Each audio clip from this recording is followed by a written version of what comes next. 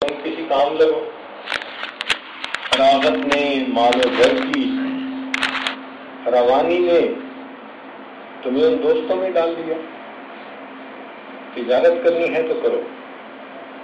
لو جی، والد نے 50,000 دینار، جو اس زمانے میں بگ اماؤنٹ ہوا کرتی تھی، وہ اپنے بیٹے کو تجارت کے لیے، بیٹا تجارت کے لیے نکلا اور 2 سال اس نے سفر میں لگائے، مگر ان 2 سالوں میں یہ بڑے بڑے محدثین اور فقہا ان کی خدمت میں بیٹھ کر دین کا علم حاصل کرتا رہا، کیونکہ دل بدل چکا۔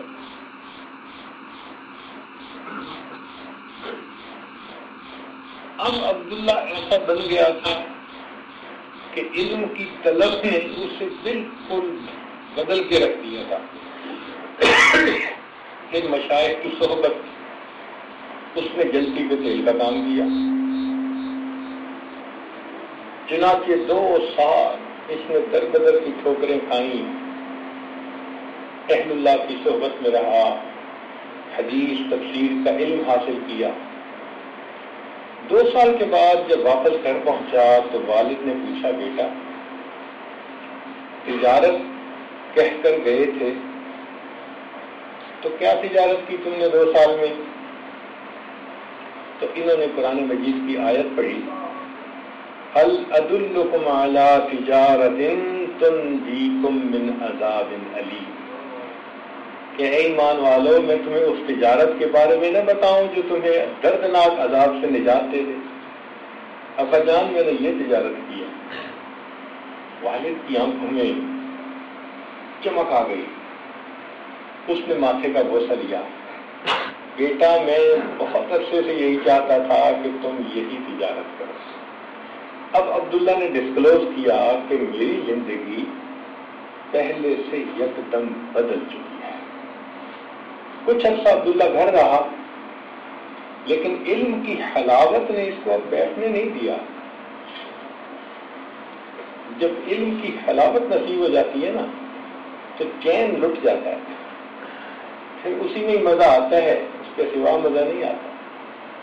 عبداللہ کچھ عرصہ گھر رہا اور اس کے بعد یہ دوبارہ سفر پر نکلا۔ اب کی مرتبہ اس کے والد نے اس کو 20,000 دینار اور دیے۔ چنانچہ اس نے اپنی نوجوانی میں مختلف ملکوں کے 4,000 اساتذہ سے علم حاصل کیا۔ 4,000 کہنا آسان ہے، بغداد، شام، مصر، یمن، حجاز، ان تمام علاقوں کے جتنے محدثین فقہا تھے یہ ان کے پاس تھے، ان سے علم حاصل کرتے ہیں۔ محدثین میں اتنا ویل ٹریولڈ پرسن کوئی دوسرا نہیں گزرا، حتیٰ کہ امام احمد بن حنبل رحمۃ اللہ علیہ انہیں مشرق اور مغرب کا عالم کہا کرتے تھے۔ یہ امام اعظم ابو حنیفہ رحمۃ اللہ علیہ کے خاص شاگرد بنے اور عبداللہ ابن مبارک کے نام سے مشہور ہوئے۔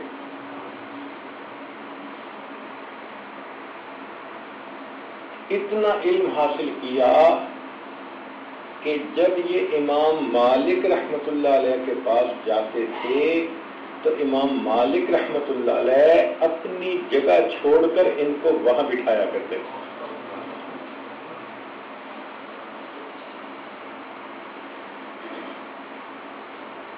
زیادہ وقت ان کا امام اعظم ابو حنیفہ رحمۃ اللہ علیہ کی صحبت میں گزرا۔ خود ہی کہتے ہیں کہ یہ وہ زمانہ تھا جب امام صاحب کے حاسدین بہت تھے۔ یہ ذہن میں رکھنا، جہاں فضل و کمال زیادہ ہوگا وہاں حاسدین بھی زیادہ ہوں گے۔ اس کائنات میں سب سے زیادہ فضل و کمال اللہ کے محبوب حضرت محمد مصطفیٰ صلی اللہ علیہ وسلم کو نصیب ہوا، اور ان کے حاسد بھی سب سے زیادہ تھے۔ وَمِن شَرِّ حَاسِدٍ إِذَا، یہ پکی بات ہے۔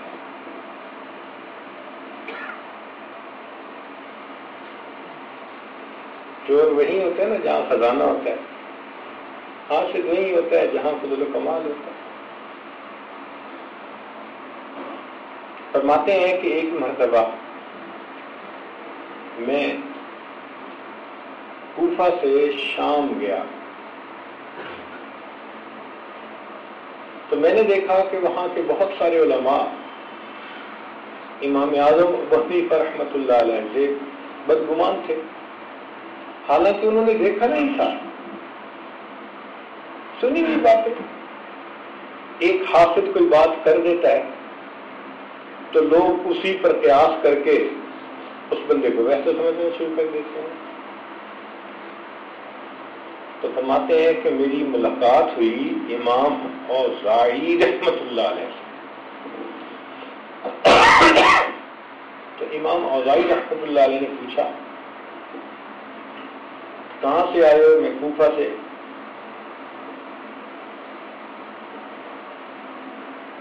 اچھا، یہ وہ نعمان ہے، سنا ہے کہ یہ شریعت میں اپنی رائے کو دخل دیتا ہے، شریعت میں اپنی رائے کو دخل دیتا ہے۔ عبداللہ بن مبارک رحمۃ اللہ فرماتے ہیں کہ میں خاموش رہا، انہوں نے جو کہنا تھا کہا۔ اگلا دن ہوا تو امام اعظم ابو حنیفہ رحمۃ اللہ علیہ کی ایک کتاب میرے پاس تھی مسائل سے متعلقہ، میں وہ لے کر گیا اور میں نے امام اوزاعی رحمۃ اللہ علیہ کو کہا کہ حضرت یہ کتاب مجھے ملی ہے، ذرا اس کی مطالعہ کر لیں۔ کہنے لگے 2 دن کے بعد جب وہ مجھے ملے، عبداللہ یہ کس شخص کی کتاب دی تو نے؟ یہ تو علم کا پہاڑ نظر آتا ہے، اگر ہو سکے تو اس شخص سے ضرور علم حاصل کرنا۔ جب انہوں نے یہ فرمایا تو تب میں نے کہا کہ حضرت انہی کا نام امام اعظم ابو حنیفہ ہے۔ تو پتہ چلا کہ بہت سارے حضرات فقط سنی ہوئی باتوں کی وجہ سے ایک رائے بنا لی، حقیقت ایسی نہیں۔ تو امام اعظم رحمۃ اللہ علیہ کی جو مجلس مشاورت تھی جس میں 40 علماء تھے، وقتاً فوقتاً آتے جاتے رہتے تھے، مگر مسائل کے اوپر ان میں آپس میں بحث ہوتی تھی، اور جب سب متفق ہو جاتے تھے تو تب اس مسئلے کو فائنل کیا جاتا تھا۔ یہ بھی مزے کی بات ہے کہ باقی تینوں فقہا جو ہیں، امام مالک رحمۃ اللہ علیہ، امام شافعی رحمۃ اللہ علیہ، امام احمد بن حنبل رحمۃ اللہ علیہ، ان کے جو مسائل ہیں وہ ایک شخص کی محنت ہے، شخصی محنت ہے، ایک فرد کی محنت ہے۔ ایک بندے نے محنت کی اور پورے مسائل کا اخراج کیا، استخراج کیا، استنباط کیا، لیکن امام اعظم ابو حنیفہ رحمۃ اللہ علیہ نے جو فقہ حنفی کا تدوین فرمائی تو یہ مشاورت کے ساتھ 40 بڑے بڑے فقہا شاگرد جو تھے انہوں نے امام صاحب کے ساتھ مل کر مشورے کے ساتھ طے کر کے اس کو اکٹھا کیا۔ اب بتائیں کہ 40 حضرات کی محنت ایک طرف ہے اور ایک بندے کی محنت ایک طرف ہے، اس لیے فقہ حنفی کی تو شان ہی کچھ اور ہے نا، سبحان اللہ۔ ایک ایسا وقت آیا کہ عبداللہ ابن مبارک رحمۃ اللہ علیہ نے حدیث پاک کا درس دینا شروع کیا، پھر اللہ رب العزت نے ان کو ایسی شہرت عطا فرمائی کہ ان کی مجلس میں ایک وقت میں 40,000 طلباء ہوتے تھے، عام مجمع نہیں، حدیث پڑھنے والے 40,000 اسٹوڈنٹس ہوتے تھے ایک وقت میں. اس زمانے میں ساؤنڈ سسٹم تو تھا نہیں، تو دستور یہ تھا کہ جب استاد پڑھاتا تھا تو آگے لوگ مکبر کی طرح اس کے الفاظ سن کر آگے دہراتے رہتے تھے، ان کو مکبر کہا جاتا تھا.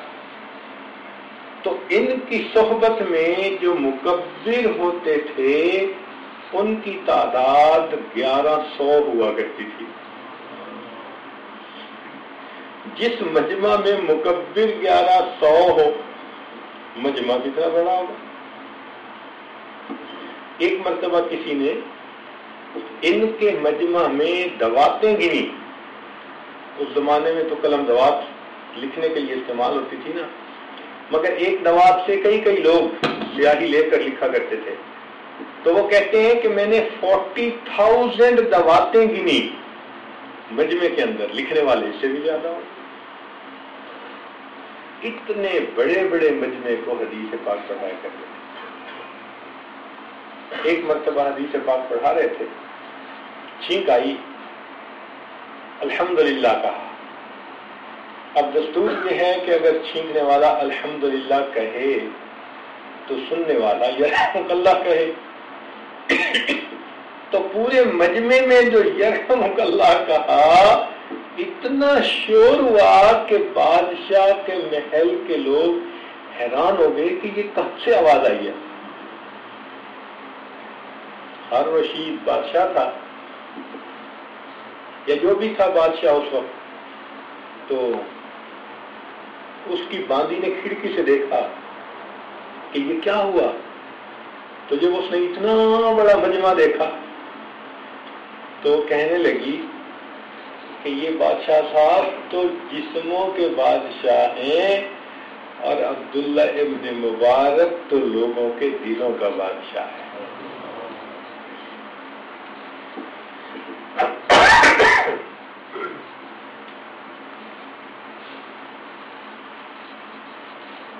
ان کی زندگی میں چند باتیں بڑی نمایاں تھیں. یہ تو ایک بیک گراؤنڈ تھا جو دیا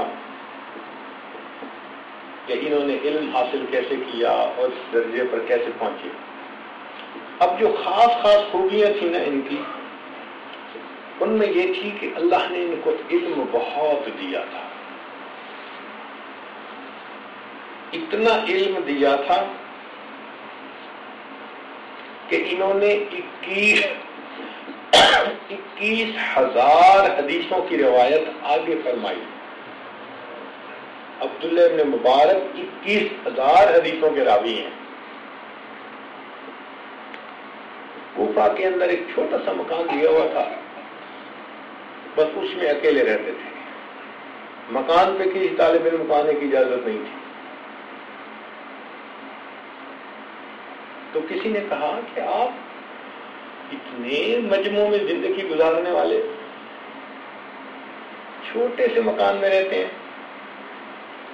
تو جواب میں فرمانے لگے کہ میں اکیلا ہوتا ہوں لیکن سارا وقت نبی علیہ السلام کی حدیث پاک کو پڑھنے میں گزارتا ہوں، تو میں مجلس رسول میں زندگی گزار رہا ہوں. نبی علیہ السلام کی مجلس میں زندگی گزار، مجھے کبھی تنہائی محسوس نہیں ہوئی. حدیث مبارکہ کے ساتھ ان کے شغف کا یہ عالم تھا. پھر یہ اس مرتبے پہنچے کہ ان کو اسماء رجال کی کتب میں امیر المؤمنین فی الحدیث کہا گیا. بعض نے امام المسلمین کہا اور بعض نے ان کو طبیب حدیث کا لقب دیا کہ حدیث کے یہ طبیب ہیں، سقیم کو اور صحیح حدیث کو یہ پہچاننے میں اتنی مہارت رکھتے ہیں.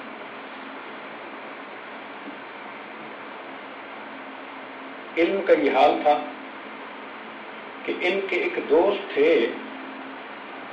انہوں نے ایک مرتبہ عشاء کے بعد مسجد سے نکلتے ہوئے ان سے ایک حدیث پاک کے بارے میں پوچھ لیا اور انہوں نے اس کو بتانا شروع کیا، اس کے مختلف پہلوؤں کو کھولنا شروع کیا۔ وہ ڈسکشن اتنی دلچسپ تھی کہ دونوں دوست وہیں کھڑے تھے کہ ان کو فجر کی اذان ہو گئی۔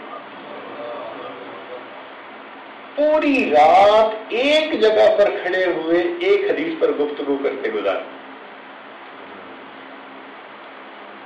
علم اللہ نے اتنا دیا تھا۔ پھر دوسری بات، علم کے اوپر عمل۔ اللہ نے عبادت کا شوق بھی بڑھا دیا تھا، چنانچہ باوجود علم کی مشغولیت کے انہوں نے سال کے 3 حصے بنائے ہوئے تھے۔ سال کے 12 مہینوں کے 3 حصے بنا دیے تھے۔ ایک حصے میں یہ حدیث پڑھاتے تھے لوگوں کو۔ جب وہ 3-4 مہینے گزر جاتے حدیث پڑھانے والے، تو پھر 4 مہینے یہ حج میں گزارا کرتے تھے، کیونکہ اس زمانے میں تو حج پہ جانے میں بہت وقت لگا کرتا تھا۔ لوگ پیدل جاتے تھے، اونٹوں میں سفر کرتے تھے، تو مہینہ جانے میں، مہینہ آنے میں، اور مہینہ 2 وہاں رہتے تھے، تو 1 مہینہ گویا ان کا عبادت کا ہوتا تھا، اور تیسرا حصہ جہاد میں گزارتے تھے۔ 4 مہینے یہ جہاں بھی اسلامی لشکر ہوتا وہاں جاتے اور باقاعدہ جہاد میں حصہ لیا کرتے۔ تو انہوں نے سال کے 3 حصے کیے ہوئے تھے۔ اس طرح یہ اپنے پورے سال کو بسر کیا کرتے تھے۔ ان کی زندگی کو دیکھ کر سفیان ثوری رحمۃ اللہ علیہ بڑے فقیہ گزرے ہیں، وہ فرمایا کرتے تھے کہ کاش میری زندگی کے 3 دن عبداللہ ابن مبارک کی زندگی کی مانند ہوتے، میں کامیاب ہو جاتا۔ کاش میری زندگی کے 3 دن۔ حالانکہ سفیان ثوری رحمۃ اللہ علیہ خود بہت متقی اور باخدا بزرگ تھے، بڑے فقیہ تھے، ان کی فقہ کی پیروی کی جاتی تھی۔ تو ایسے بزرگ ان کے بارے میں فرماتے تھے کہ کاش میری زندگی کے 3 دن عبداللہ ابن مبارک کی زندگی کی مانند ہوتے۔ تو علم بھی تھا اور عبادت بھی تھی۔ پھر ان کو تفقہ فی الدین بہت حاصل تھا، اور امام اعظم ابو حنیفہ رحمۃ اللہ علیہ کے جتنے شاگرد تھے ان سب شاگردوں کا یہی حال کہ اللہ نے ان کو تفقہ فی الدین بہت دیا۔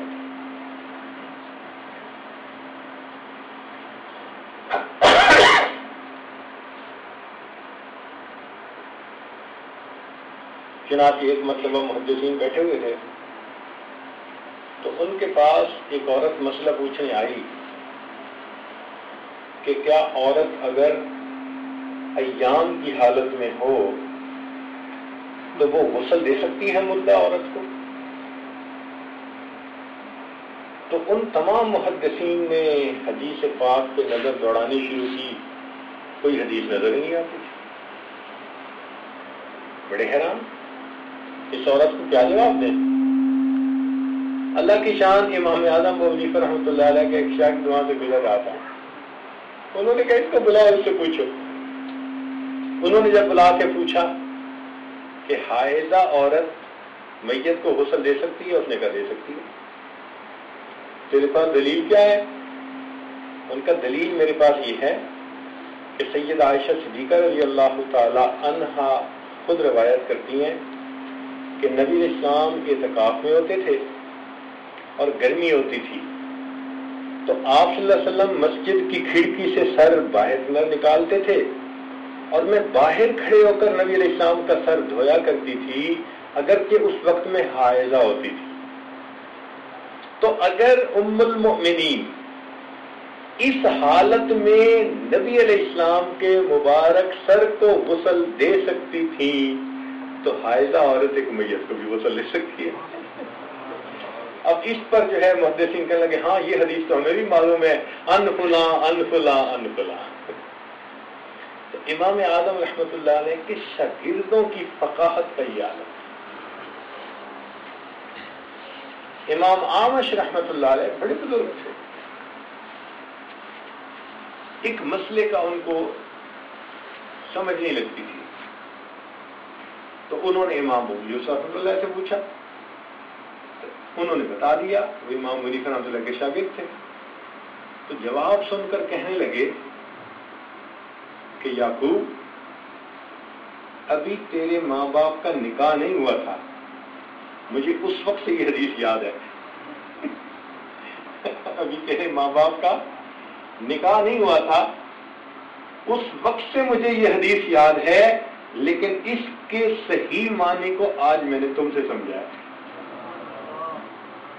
امام صاحب کے شاگردوں کی فقاہت کا یہ عالم. پھر امام صاحب کو سبحان اللہ امام اعظم. اسی لیے عبداللہ ابن مبارک رحمۃ اللہ علیہ ان میں تفقہ فی الدین بہت زیادہ تھا.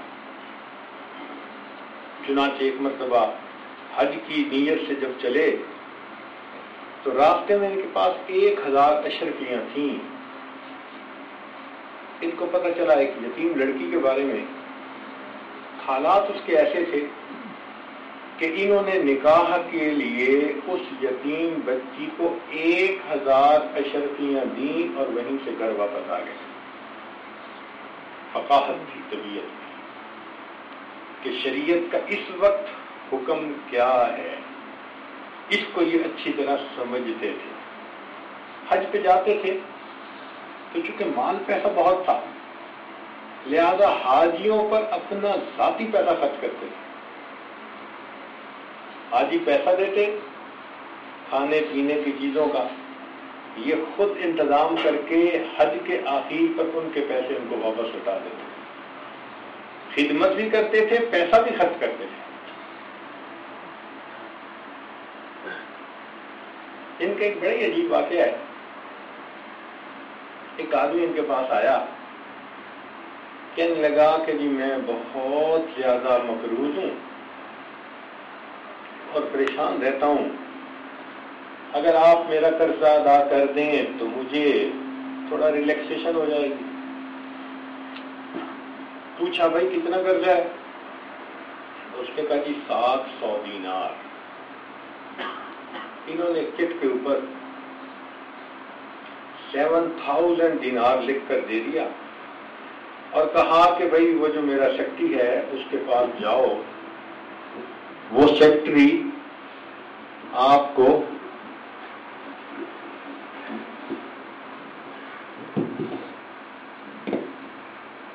پیسے دے دے گا.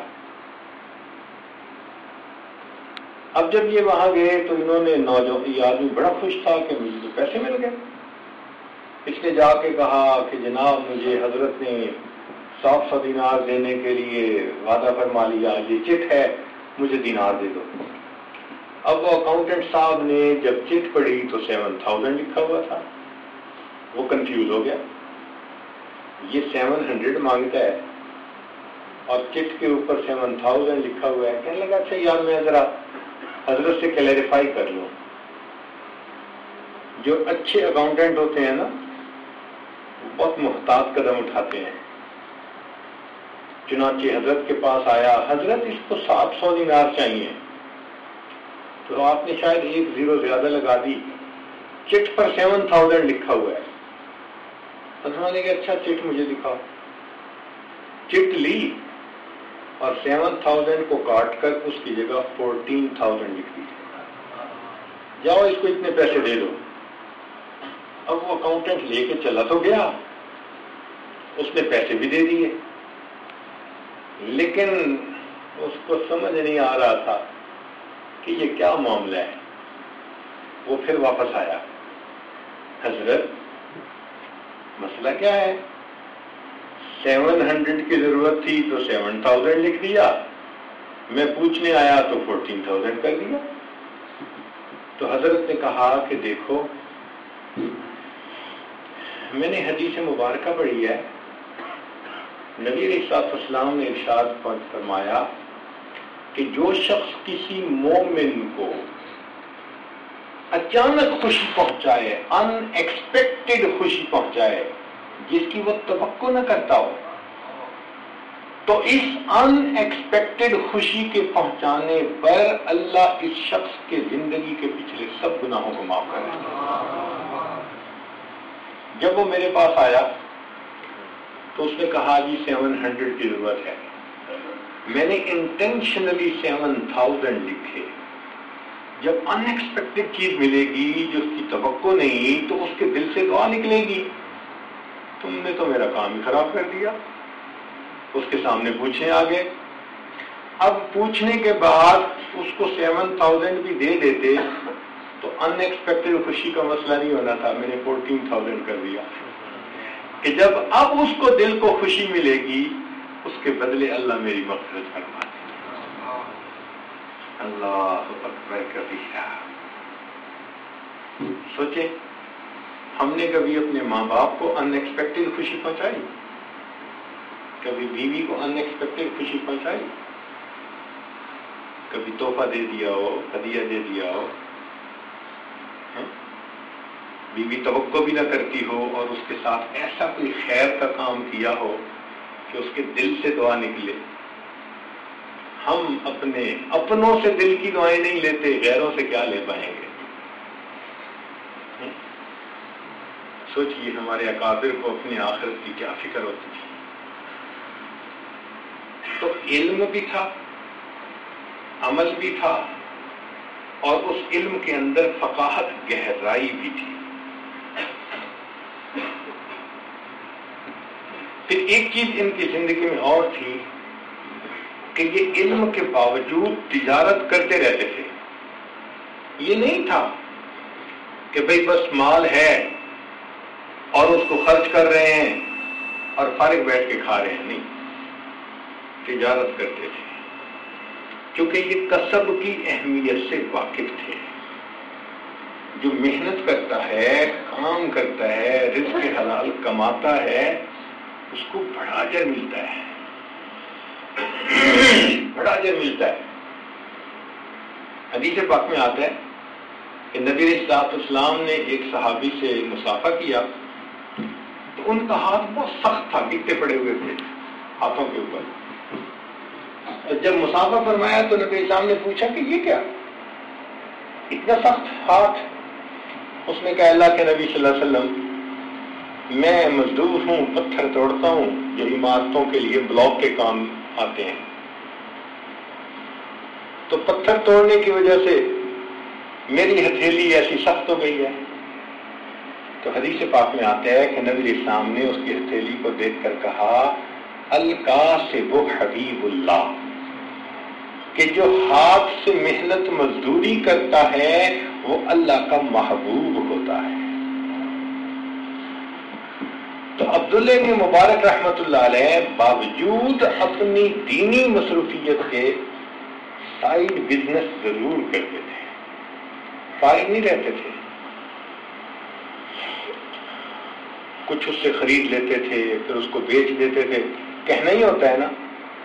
اور آگے ایسے بندے رکھے تھے جو نیک تھے، نیک نیت تھے، امین تھے، خیانت کرنے والے نہیں تھے. تو انویسٹ کر دیتے تھے پھر اس کو بیچ دیتے تھے پھر لے لیتے تھے. تو اللہ پھر ان کو اور زیادہ پروفٹ دے دیتا تھا. تو یہ خوب اپنے مال کو اللہ تعالی کے راستے میں خرچ کرتے تھے. چنانچہ سعد بن ابی وقاص رضی اللہ عنہ روایت کرتے ہیں کہ نبی علیہ السلام نے ارشاد فرمایا تم اپنے وارثوں کو خوشحال چھوڑ کر مرو، یہ بہتر ہے کہ وہ تمہارے وارث تمہارے بعد بھیک مانگتے پھریں. یہ نبی علیہ السلام کی حدیث ہے. یعنی کچھ لوگ ہوتے ہیں نا وہ جی کوئی نہیں گزر جائے گی، گزر تو جائے گی، اولاد تو پھر بھیک مانگے گی نا. جن کو نہ تعلیم دلوا سکے، جن کو نہ تم کاروبار کروا سکے، پھر وہ تو بھیک ہی مانگے گی نا۔ تو نبی علیہ السلام فرما رہے ہیں کہ تم اپنے وارثوں کے لیے مال چھوڑ کر مرو، یہ بہتر ہے کہ تمہارے بعد تمہارے وارث بھیک مانگتے پھرے۔ تو معلوم ہوا کہ اگر اللہ تعالیٰ وسائل دے، کشائش دے، تو اپنی اولادوں کے لیے کچھ چھوڑنا یہ نبی علیہ السلام کا محبوب عمل ہے۔ بات کی سمجھ آ گئی؟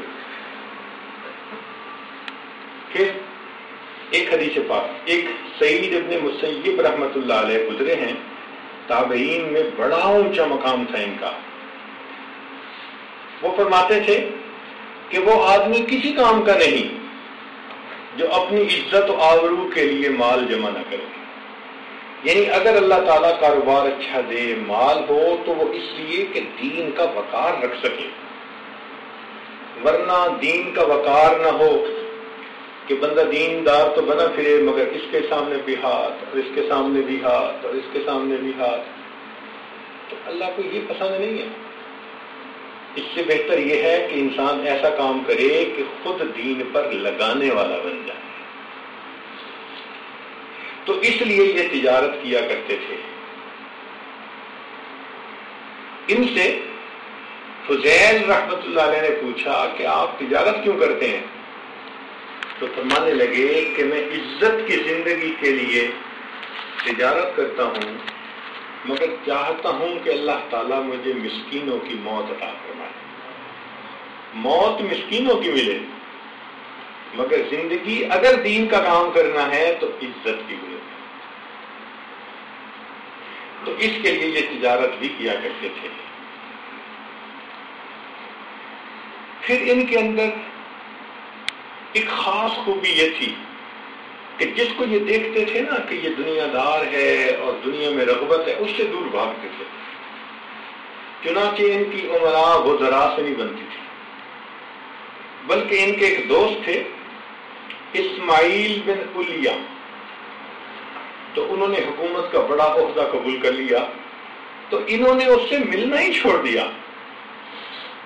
وہ بار بار پوچھتا تھا تم میرے اتنے گہرے دوست تھے، اب بات ہی نہیں کرتے، ملتے ہی نہیں۔ تو فرماتے تھے کہ میں تمہارے سائے سے بھی ڈرتا ہوں، اس لیے کہ حکومت کے عہدوں میں لگ کر اب تمہاری زندگی کے رخ کا قبلہ بدل گیا ہے، اب تم دنیا کی طرف زیادہ مائل ہو گئے ہو۔ تو یہ امراء سے بھاگتے تھے اور فرماتے تھے کہ امراء کے دروازے پر فتنے کھڑے ہوتے ہیں، جو کسی امیر کے دروازے پر جاتا ہے فتنہ اس سے لپٹ جایا کرتا ہے۔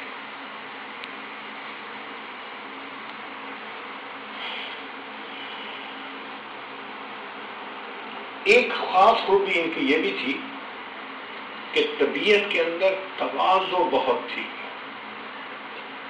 بہت تواضع، مٹ کے رہنا پسند کرتے تھے۔ چنانچہ جب کوفہ میں اکیلے زندگی گزارتے تھے، شاگرد بھی کوئی نہیں ہوتا تھا، تو عوام کو پتہ ہی نہیں۔ تو ان کا ایک دفعہ سبیل لگی ہوئی تھی، پانی پینا تھا، تو یہ بھی وہاں پہنچے تو رش کی وجہ سے دھکا لگا تو نیچے گر گئے۔ تو نیچے گرنے پر انہوں نے اللہ کا شکر ادا کیا کہ الحمدللہ یہاں پر مجھے پہچاننے والا کوئی بھی نہیں ہے۔ شکر ادا کرتے تھے، اتنا یہ اپنے آپ کو گم کرتے تھے۔ اور تصوف کی یہی اصل ہے کہ انسان اپنے آپ کو مٹائے جتنا مٹا سکتا ہے۔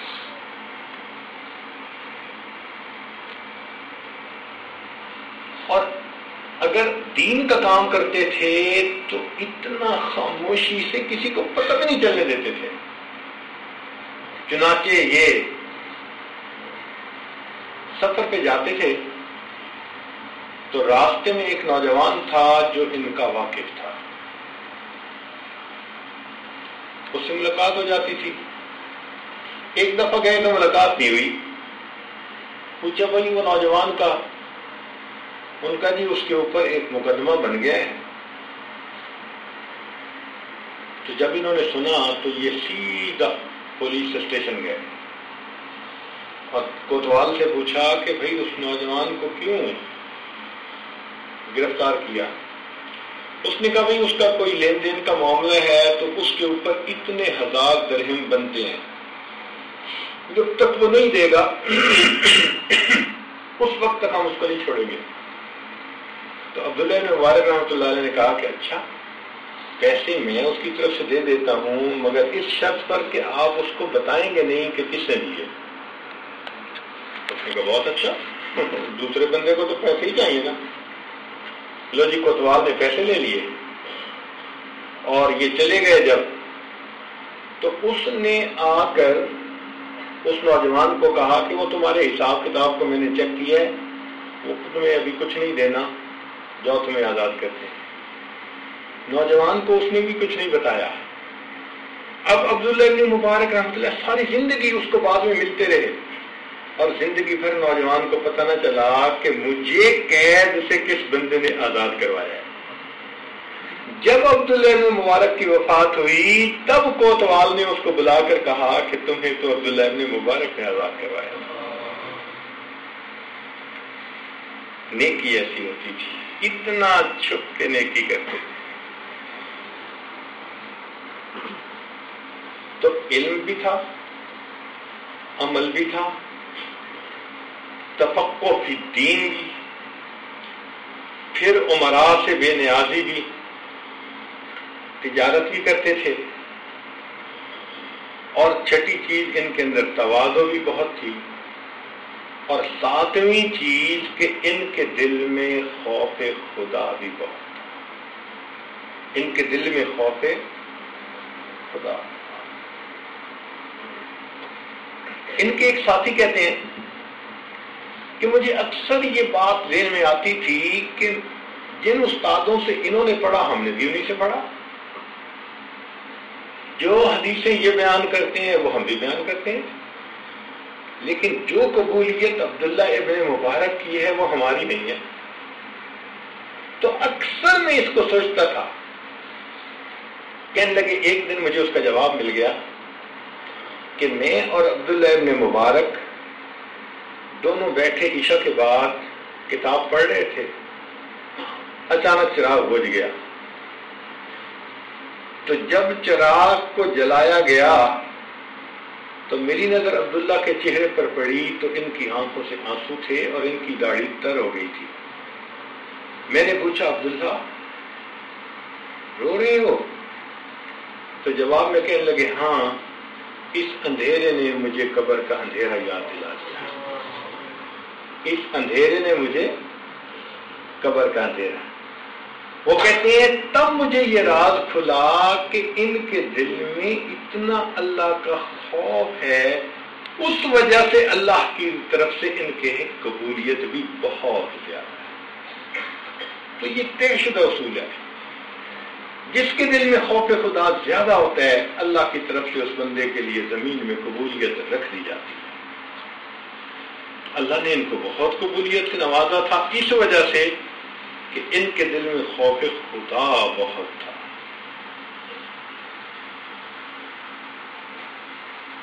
خوف خدا اتنا تھا کہ ایک مرتبہ گئے مرو، ایک شہر تھا،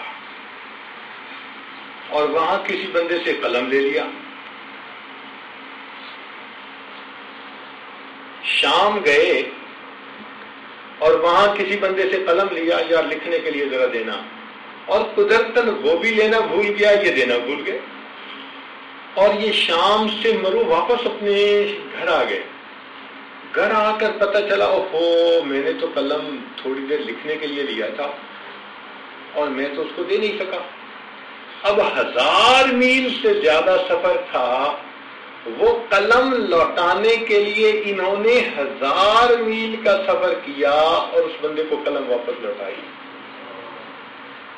خوف خدا تھا کہ اگر میں نے رکھ لی تو قیامت کے دن مجھ سے پوچھا جائے گا۔ یہ ان کے دل میں خوف خدا کی کیفیت تھی۔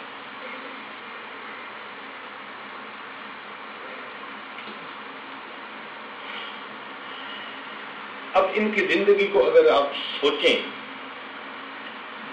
تو جب ماں باپ کے گھر میں تھے تو مال و دولت بہت تھی، محبت بہت ملتی تھی۔ جب انہوں نے دین کو اپنایا تو مال دولت کم تو نہیں نہ ہوئی، اللہ نے زیادہ دی اور برکت دے دی، اور عزت کم تو نہیں نہ ہوئی، بلکہ عزت پہ لیکن عزت بڑھ گئی۔ تو اس میں اسٹڈی کرنے والی بات خاص یہ ہے کہ جو نصیب میں لکھا ہوتا ہے ملتا وہی ہے، لیکن دین پر آنے سے بندے کا انداز بدل جاتا ہے، رخ بدل جاتا ہے۔ کچھ نوجوانوں کے ذہن میں یہ بات ہوتی ہے کہ اگر ہم دین کی طرف آ گئے تو بس ہم تو پھر دنیا کو چھوڑ بیٹھیں گے۔ دنیا کچھ نہیں چھوڑتی، جو رزق لکھا ہوتا ہے وہی ملتا ہے، وہی عزتیں، وہی سارا کچھ، لیکن فرق یہ ہوتا ہے کہ پہلے دنیا کے لیے مل رہی تھی جس کا آخرت میں کوئی اجر نہیں تھا، اب دین پر آنے کی وجہ سے وہ سب نعمتیں اللہ دیتا ہے، مگر ان نعمتوں کے ساتھ بندے کو جنت بھی نصیب ہو جاتی ہے۔ اس لیے اس سودا کے کرنے میں کوئی گھبرانے کی ضرورت نہیں ہے۔ یہ بازی عشق کی بازی ہے، جو چاہو لگا دو ڈر کیسا۔ یہ بازی عشق کی بازی ہے، جو چاہو لگا دو ڈر کیسا، گر جیت گئے تو کیا کہنے، گر ہار گئے تو مات نہیں۔ زندگی میں اگر مقصد مل گیا تو کیا ہی کہنے، اور نہ ملا راستے بھی میں موت آ گئی تو انسان پھر بھی کامیاب ہو جائے گا۔ اس لیے نوجوان اس بات سے مت گھبرائیں کہ جی ہم دین کی طرف سے آ گئے تو دنیا چھوٹ جائے گی، نہیں، ہرگز نہیں۔ جو نعمتیں اللہ نے زندگی میں لکھی ہیں وہ مل کے رہیں گی، نوعیت بدلے گی، انداز بدلے گا، محبتیں زیادہ ملیں گی، عزتیں زیادہ ملیں گی، دل کا سکون زیادہ ملے گا، اور سب کے ساتھ بالآخر آخرت بھی اچھی بن جائے گی۔ تو دین پر آ کے کبھی بندے نے نقصان نہیں پایا، ہمیشہ دین پر آ کر بندے کو نفع کا سودا ہوتا ہے۔ اس لیے یہ ایسی تجارت ہے جو بندے کو عذاب علیم سے بچا لیتی ہے۔ یہ بات سمجھ آ گئی اچھی طرح؟ اب ایک بات کہ عبداللہ ابن مبارک رحمۃ اللہ علیہ کو اللہ نے اتنا علم دیا، اتنی عزت دی، مگر اس کے باوجود ان کے دل میں آخرت کا خوف بہت زیادہ تھا۔ اور یہی جو خوف خدا ہے نا، اس کو کہا گیا کہ رأس الحکمت مخافت اللہ، یہ بنیاد ہے حکمت کی، اللہ کا خوف۔ یہ مطلوب چیز ہے، ہر بندے، ہر سالک کے دل میں یہ اللہ کا خوف رہنا چاہیے، پھر انسان آسانی کے ساتھ گناہوں سے بچ جاتا ہے۔ جتنا زیادہ اللہ کا خوف ہوگا اتنا انسان گناہوں سے بچے گا۔ آج دیکھیں نا کہ ہم بجلی کو ہاتھ لگاتے ہیں؟ بالکل نہیں۔ بھائی کیوں نہیں ہاتھ لگاتے؟ کسی کو کہیں نا تجربہ کرو، کہے گا ہرگز نہیں۔ کبھی حسرت ہوئی کہ جی ہم نے تو کبھی بجلی کو فیل کر کے ہی نہیں دیکھا کیسی ہوتی ہے؟ ہنسے گا کہ فیل کر کے دیکھو گے تو وہ آخری فیلنگ ہوگی۔ تو ہاتھ بھی نہیں لگاتے کیونکہ نقصان کا ڈر ہوتا ہے۔ سانپ کتنا خوبصورت ہوتا ہے، بہت ملائم، اور رنگ کیا خوبصورت پیٹرن اس کے اوپر بنا ہوتا ہے، تو ہاتھ لگاتے ہیں۔ کبھی دل میں احساس محرومی ہوا کہ جی ہم نے کبھی سانس کو پکڑ کے ہی نہیں دیکھا، سانپ کو سوچتے ہیں بھائی شکر ہے قریب ہی نہیں آیا۔ جب دل میں نقصان پہنچنے کا یقین ہوتا ہے انسان دور ہوتا ہے۔ اللہ تعالیٰ کا خوف جب دل میں آئے گا تو پھر انسان گناہوں کی لذتوں کے باوجود گناہوں سے دور بھاگے گا، بچے گا گناہ سے۔ کہ میں اپنے مالک کو ناراض نہیں کرنا چاہتا۔ اللہ تعالی ہمیں بھی یہی خوف عطا فرما دے۔ چنانچہ عبداللہ ابن مبارک رحمۃ اللہ علیہ کے زندگی کا آخری واقعہ بھی عجیب ہے، سنا کے بات مکمل کرتا ہوں کہ جب آخری وقت آیا، بیمار تھے، چارپائی پر لیٹے ہوئے تھے، شاگرد قریب تھے، تو شاگردوں کو بلایا اور بلا کر فرمایا کہ مجھے چارپائی سے اٹھا کر نیچے لٹا دو۔ شاگردوں نے جیسا حکم تھا ویسا کر دیا۔ اب نیچے قالین تو پڑے ہوئے نہیں تھے، کچی مٹی تھی، تو جب نیچے لٹایا تو شاگردوں کی چیخیں نکل گئیں۔ ہوا کیا کہ عبداللہ ابن مبارک رحمت اللہ علیہ نے اپنے رخسار کو زمین کے اوپر رگڑنا شروع کر دیا اور اپنی داڑھی کو پکڑ کر روتے ہوئے یہ کہنے لگے، اللہ عبداللہ کے بڑھاپے پر رحم فرما، اللہ عبداللہ کے بڑھاپے پر رحم فرما۔ یہ وہ ہستی ہے جس کے بارے میں سلیمان بن یسار لکھتے ہیں کہ میں نے کئی سال عبداللہ ابن مبارک کی زندگی کو قریب سے دیکھا اور میں اس نتیجے پر پہنچا کہ عبداللہ ابن مبارک اور صحابہ کرام کی زندگیوں میں صرف ایک فرق تھا کہ صحابہ کو نبی علیہ السلام کے دیدار کا شرف حاصل تھا، عبداللہ کو وہ شرف حاصل نہیں تھا۔ اس کے سوا عبداللہ اور صحابہ کی زندگیوں میں کوئی فرق نہیں تھا۔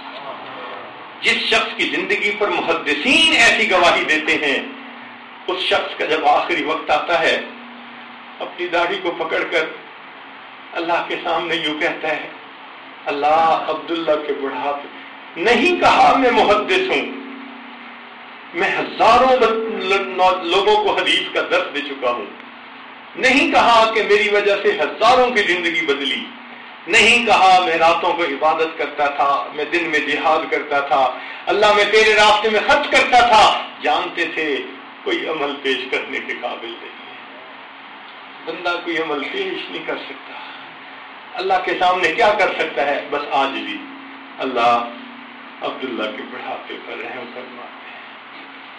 اللہ ہمیں بھی ایسا خوف عطا فرمائے کہ ہم بھی گناہوں سے بچ جائیں اور اللہ تعالیٰ کی رحمتوں میں سے حصہ پانے والے بن جائیں۔ وآخر دعوانا ان الحمد للہ رب العالمین۔ کچھ دیر مراقبہ کر لیجیے، آنکھوں کو بند کر لیجیے، سر کو جھکا لیجیے۔ دنیا